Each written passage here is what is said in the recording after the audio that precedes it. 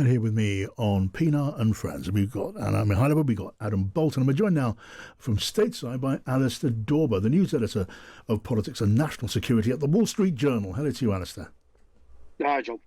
Good to have you here. Let me just start with Ukraine, if we can, because it's Thanksgiving, and it was just a few days ago, just a very few days ago, that Donald Trump gave President Zelensky till today, till Thanksgiving, to agree, certainly the essence of a peace plan to take to negotiations with Putin. Well, now we see Putin where he always has been, and absolutely, just knocking out of sight the idea of talks on anything very meaningful where Ukraine and Ukraine's friends are concerned.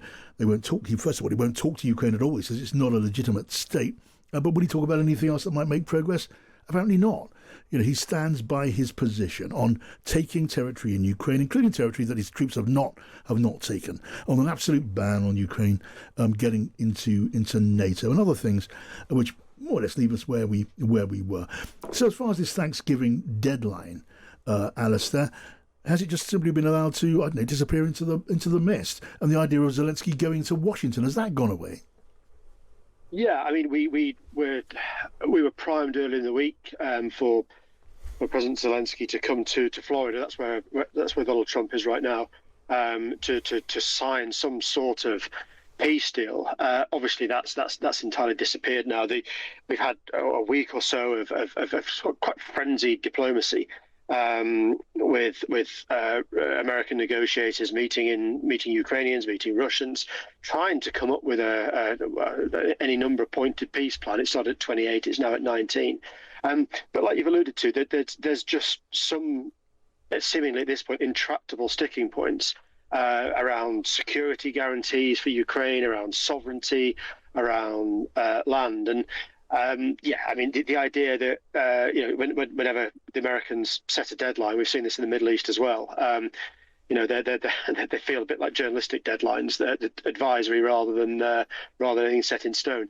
I'm not surprised that that's passed. This deal is still an awfully long way, I think, from really getting signed, and we will be at this for at least a number of days or weeks yet. Yeah, I mean, a certain absolutely predictable familiarity with all of that. I'm going to bring in Adam and Anna, but Steve Witkoff, President Trump's close friend, former business partner, now the envoy to Ukraine, and in these talks, he is going to Moscow next week. This is just very soon after he was leaked to be a conversation that he had with Putin's foreign affairs advisor, where he was schooling and guiding the man from the Kremlin on how to deal with Trump. So, the idea that he's far too close to the Kremlin, that would have just grown a little bit more, and as far as that is even possible. What sort of standing, Alistair, does Steve Witkoff have in DC now? Well, I mean, officially, he was promoted to the cabinet in the last couple of days. His position is now a cabinet position. Donald Trump clearly trusts him. He's seen, I think, among some of the administration to have delivered to an extent the peace deal in the Middle East. And he is close to the situation. He's particularly close, as you say, to the Russians, it seems. The White House batted back this the leaked conversation you alluded to there, saying, well, we need everyone to persuade Donald Trump that this is what the plans that are being forged are the right ones. So, Steve Witkoff is respected here by the Republican Party, by elements of it, and by people close to Donald Trump. I think if you were to ask the Ukrainians, I suspect that they would have less of a level of trust in Steve Witkoff, but he's the man that Donald Trump is trusting to carry this process forward. Yeah, so he's got that status, and you see comments attributed to various European diplomats very much on the lines of a certain lack of trust and belief in Steve Witkoff's credibility as a credible middleman. Adam, I mean, you watch this stuff so closely. What do you think? Well, I think really what we saw President Putin doing is tearing up what the Russians agreed with Wickoff. So I think it will be very difficult for Donald Trump to blame Zelensky for this breakdown in the negotiations, which he so clearly wanted. However, The fact that Wickoff is even going back to see what he can salvage, I think shows two things. One, that Donald Trump is still very interested on the business front, what the US and his family can salvage from the peace process and their relationship with Russia. And that in that area, as a kind of financial deal maker, Wickoff is still very important. It simply states to me one other thing, which is that Putin is not winning this war.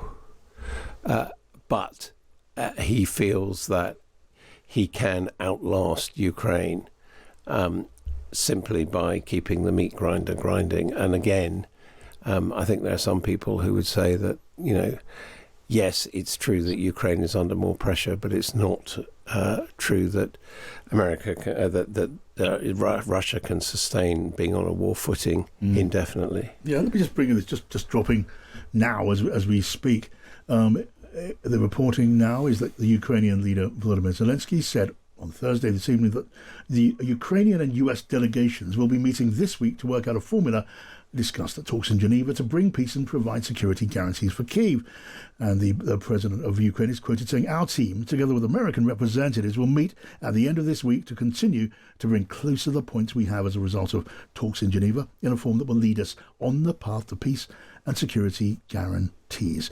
There will be a meeting of delegations. The Ukrainian delegation will be well prepared and focused on meaningful work.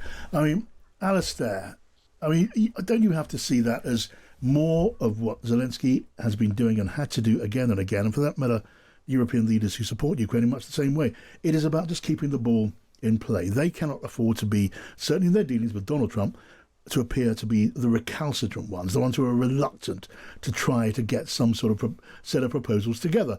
And their great worry, would you not see this in the background, is that Trump will do what you sort of suspect he wants to do, which is walk away, as difficult or maybe impossible as that would be for him.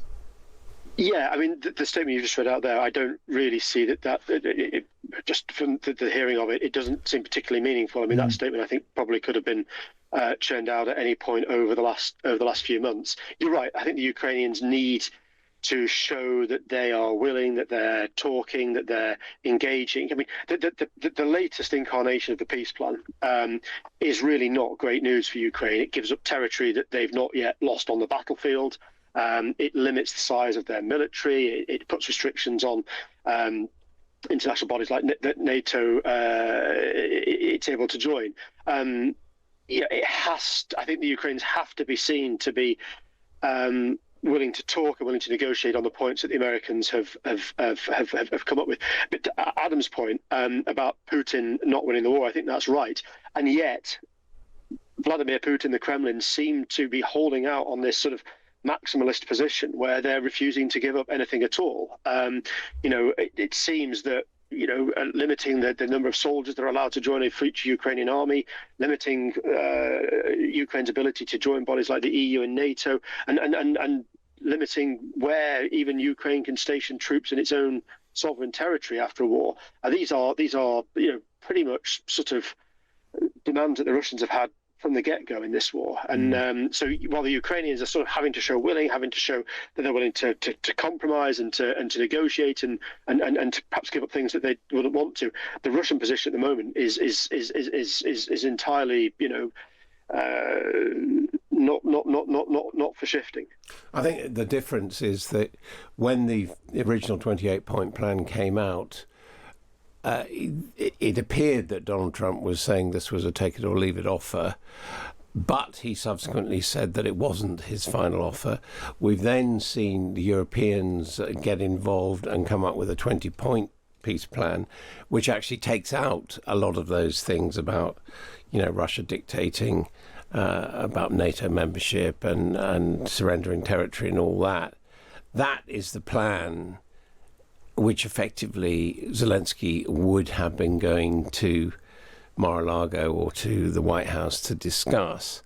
And clearly what Putin is now saying is, he's not interested in talking about peace on anything other than his maximalist terms. And really, therefore, trying to send a message back to Trump, why don't you get back on my side?